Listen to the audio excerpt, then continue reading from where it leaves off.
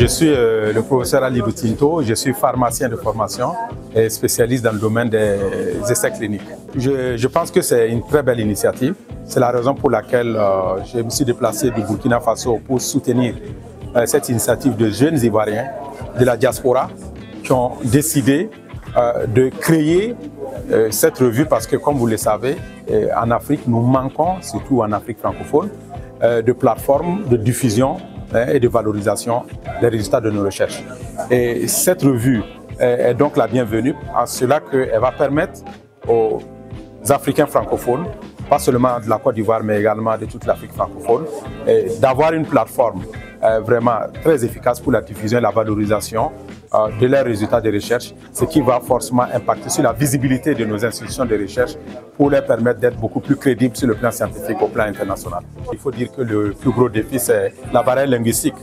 et également les contraintes financières qui font que nos chercheurs n'ont pas accès à des revues, ce que nous appelons les revues les mieux cotées dans le monde, parce que l'accès coûte excessivement cher. Pour certaines revues, il faut débourser 2 millions pour pouvoir publier les résultats de ces travaux. Et donc, des revues comme African Medical Review vont venir justement proposer des alternatives à ces contraintes financières et à ces contraintes linguistiques, en cela qu'on pourra maintenant publier en français, parce que dans ces revues internationales, il faut également publier en anglais, ce qui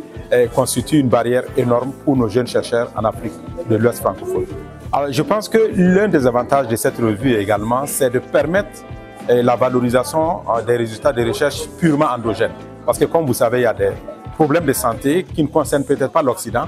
qui malheureusement aujourd'hui portent le financement de la recherche, mais qui intéressent nos populations et qui sont des priorités pour nos populations.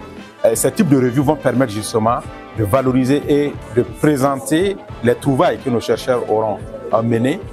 afin que les populations puissent accéder à des informations essentielles pour la prise en charge de leurs pathologies.